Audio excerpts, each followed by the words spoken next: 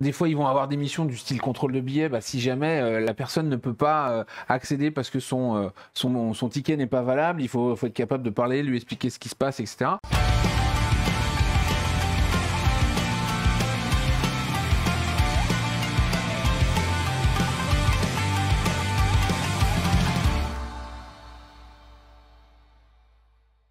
Un thème qu'on a appelé, ou plutôt que Thomas a appelé, Voilà. ma vie. Non, Ma vie de saisonnier. Exactement. Ma vie de saisonnier. On va parler du coup, vous l'aurez compris, des personnes qui travaillent à Japan Expo. Les gilets rouges. Les gilets rouges. Ils ne sont pas tous rouges, mais. les saisonniers, donc toutes les personnes qui travaillent sur le festival le jour J, peut-être un petit peu en amont, un petit peu après. On va parler un petit peu de comment ça se passe, du recrutement, etc. Et ensuite, vous pourrez poser toutes vos questions et ils y répondront avec plaisir. Évidemment. On commence tout de suite du coup avec, avant le salon déjà, avant d'être vraiment dans le salon, en termes de recrutement pour travailler à Japan Expo en tant que saisonnier, comment ça se passe? Alors la première étape en fait c'est que on lance une campagne de recrutement sur internet, puisque maintenant depuis 2016, voire même avant on avait une autre application, mais on a un super site dédié, donc recrutement.gss-event.com, qui permet en fait aux gens de créer un compte et de postuler sur les différentes campagnes, parce que il y a des gens qui viennent pour une fois, il y a des gens qui viennent pour travailler régulièrement, donc on retrouve sur Paris, sur Japan Expo Sud à Marseille. Pendant des années. Voilà, pendant plusieurs années. Et donc ils ont un compte, nous ça nous permet d'avoir un historique de tout ce qu'on a fait ensemble. Et donc la première étape c'est d'aller sur le site, se créer un compte et donc de répondre à une des campagnes de recrutement qu'on met en ligne. En ce moment, il y en a plusieurs, puisqu'il y a une différence entre les gens qui ont déjà travaillé pour nous et les gens qui n'ont pas encore travaillé à Japan Expo. Et du coup, là, on est vraiment dans cette phase-là où les gens s'inscrivent, on leur fait passer des tests. Jeudi, avec Thomas, on va faire des entretiens. Donc, notamment des entretiens pour de groupe. Voilà, plusieurs d'un coup comme ça. Okay. Des entretiens de groupe là pour les gens qui sont susceptibles de devenir responsables d'une équipe sur le festival. Mais c'est plutôt sympa, hein. C'est des mises en situation, faut qu'ils parlent un peu d'eux. Ouais. Il faut se présenter, voilà. Et après on fait un petit jeu de rôle de mise en situation. C'est quoi un petit peu le type de personne que vous recherchez, quand même sociable, je suppose, qui n'a pas peur de parler aux gens, j'imagine. De préférence. Il y a des spécificités. On est ouvert à tout, parce qu'il y a beaucoup de gens qui viennent à Japan Expo et c'est leur première expérience, ils n'ont jamais travaillé, etc. Et nous, ce qu'on va rechercher, c'est avant tout des gens qui vont effectivement vont être capables d'être agréables, accueillants, qui vont pas avoir peur d'aller vers le public. Des fois, ils vont avoir des missions du style contrôle de billets. Bah, si jamais la personne ne peut pas accéder parce que son ticket n'est pas valable, il faut être capable de parler, lui expliquer ce qui se passe, etc. Donc voilà, et c'est surtout des gens qui ont envie de faire en sorte que l'expérience visiteur soit la meilleure possible. Voilà, on voit quand les gens nous parlent, ils veulent vivre le festival d'une autre manière, voir l'envers du décor. C'est vrai que c'est une aventure humaine assez incroyable. En général, il y a beaucoup de gens qui restent en contact après le festival. C'est quand même une très très grande équipe, hein, parce qu'on est, je vais vous dire de bêtises, mais genre 300, 400, enfin... Ah ouais, cette année, je pense qu'on sera plutôt 450, comme en 2019.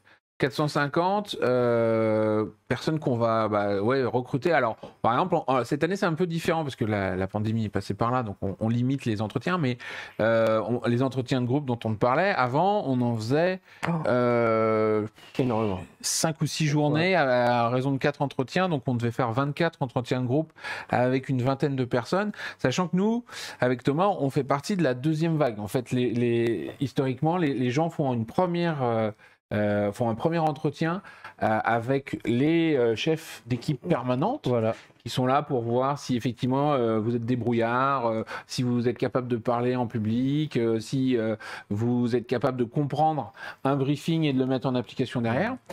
Et si vous passez cette étape, vous passez à la deuxième étape avec nous, où là on rentre dans des choses plus concrètes, parce que la première étape, les gens viennent, on leur a pas encore dit s'ils vont plutôt être à la gestion des accès, s'ils vont être dans la gestion du public, s'ils vont s'occuper des espaces professionnels, s'ils vont être sur une scène. Et donc, en fonction du premier entretien, on les oriente en disant, bah, lui, on le verrait plutôt justement sur l'intendance, on le verrait plutôt en gestion du public. Et nous, dans le deuxième entretien, on va essayer de valider pour voir, parce qu'effectivement, si vous êtes à l'intendance, va falloir être capable de brancher une cafetière, de s'en servir. Quand on voit tous les fils, là, il faut pas les emmêler. Voilà, de Nous, suivre c'est un la plan. même chose sur le festival, mais il faut tout construire très très vite. Il faut tout défaire très très vite et ça doit marcher pour 4 jours. Donc ces équipes-là sont hyper importantes parce qu'il faut que pas qu'il y ait de couac, quoi. Et puis on recherche aussi des gens en amont, c'est-à-dire que là on est en train de reconstituer l'équipe permanente et puis il y a toujours des aides, donc des gens qui vont arriver 1 ou 2 mois avant pour aider les équipes permanentes parce qu'on gère énormément de projets et à l'approche du festival on peut pas tout faire d'un coup. Donc on a des gens qui viennent nous aider comme ça, il y a des gens qui vont venir aussi au stock pour préparer tout le matériel qu'on va emmener sur le festival. Parce qu'on reçoit tout à l'avance, on reprépare, on reconditionne et ça repart prêt à l'emploi sur le festival. Voilà, et ça, c'est plusieurs semaines de préparation, puisque, in fine, arrivé à Villepinte, c'est 3 camions de 33 tonnes qui sont là, donc on a pas loin de 90 ou 100 palettes, ça dépend des années, quoi. C'est ça. C'est les plus grands camions qu'on peut voir dans Ouais. Si voilà, je suis dans le chat actuellement, je veux travailler à Japan Expo, est-ce qu'on peut encore être recruté, participer en tout cas toute la semaine, on peut encore il reste qu'une seule aller semaine. créer son compte et Bon, on a commencé le recrutement en mars. voilà. Donc du coup, là, on est sur les phases d'entretien. Comme on le disait, cette année, il n'y a pas la première phase d'entretien, il n'y a que la deuxième. Donc la première phase d'entretien, c'est un questionnaire en ligne qu'on fait sous forme de Kahoot. Ça, je pense que vous connaissez. Ah. Voilà. Donc on donne rendez-vous aux gens. C'est comme si c'était un entretien, mais voilà, ils ont 30 minutes pour faire ou 10 minutes, je sais plus combien de temps ça dure, pour faire le questionnaire qu'on a préparé. Alors c'est parfois des questions où on a des réponses peu spéciales, parce qu'on essaye de voir la logique des gens. Donc vous trouvez un enfant, hein? Qu'est-ce que vous faites de l'enfant? Je le laisse à la consigne parce que je voudrais pas que ses parents le perdent. On a eu ce genre de réponse. Il y a des gens qui répondent ça. La bonne réponse, c'est plutôt on va l'emmener au point information, là où on s'occupe des enfants perdus, parce qu'effectivement. Vous avez une réponse gratuite là, facile. Là, il disons, vous la spoiler là. C'est-à-dire que les gens qui nous répondent l'enfant perdu, je le mets à la consigne en attendant que ses parents viennent le chercher. Généralement, ils sont éliminés d'office parce que effectivement, c'est une réponse très mauvaise. Au mieux, ceux qui disent je laisse repartir. C'est ça. Ah ouais, c'est effectivement assez compliqué. Vous avez quand même le lien dans le chat pour ceux qui voudraient participer et être recrutés et travailler à Japan Expo pour le festival. Voilà, vous avez quelques images en plus, donc vous avez plutôt une idée de à quoi ça va ressembler. En fait, c'est quelque chose qui, historiquement, alors là, on a structuré le recrutement, mais c'est vrai qu'historiquement, on a commencé au sein d'une association, et donc créer une équipe, ça a toujours été une des choses les plus importantes parce que sur place, on ne peut pas être partout. Et du coup, on a besoin de gens sur qui s'appuyer. On a besoin de gens qui vont nous aider à accueillir les visiteurs, etc. Et du coup, ça devient une vraie aventure humaine au final. Et comme disait Thomas, il y a beaucoup de gens qui gardent contact, qui se sont fait des amis sur place, qui se retrouvent d'une année à l'autre, voire qui se voient entre-temps, évidemment. Donc c'est vraiment un grand moment de voir comment ça se prépare, de participer tous ensemble. Généralement, les responsables d'équipe, c'est des gens qui vont avoir été staff chez nous plusieurs années, donc du coup ils ont un petit peu d'expérience qu'ils partagent avec les nouveaux, avec les jeunes et tout. Et on fait tout ça dans une bonne ambiance, une très bonne sérieuse, ambiance. parce qu'il faut accueillir les gens sérieusement pour que l'aventure se passe bien pour les visiteurs aussi. Mais ça crée vraiment des équipes très soudées. Bah ouais, parce qu'on est 450 et on accueille 250 000 personnes, donc on a quand même intérêt à être bien sur le sujet, quoi. J'imagine bien que... Et puis accessoirement, c'est aussi un moyen pour notamment les plus jeunes de se faire un petit peu d'argent avant l'été, pour les vacances. Dont j'allais parler, vu qu'on est très transparent dans cette émission, et c'est ça qu'on aime, je pense, et que les gens aiment.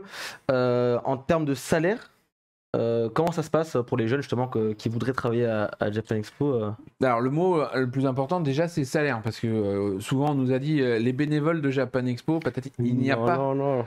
dans l'équipe organisatrice du festival, il peut peut-être y avoir des bénévoles dans des stands associatifs, mais l'organisation du festival, les gilets rouges, comme disait Thomas, ou verts, ou bleus, ou noirs, sont, Voilà. On en parlera un petit peu plus tard des sont couleurs. tous rémunérés. Donc ça part du SMIC et ça peut monter jusqu'à 20-25 euros de l'heure, Ah, quand même. selon les postes.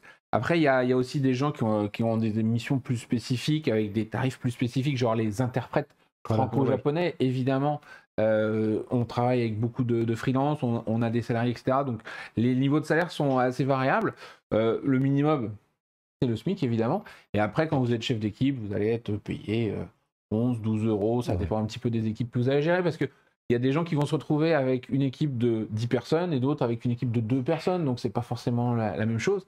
Mais c'est important pour nous, justement, dans l'idée d'avoir professionnalisé et fait en sorte que le Japan Expo perdure, cette approche où on paye les gens, où ils sont vraiment là, à la fois parce qu'ils ont envie, mais parce que c'est un vrai job.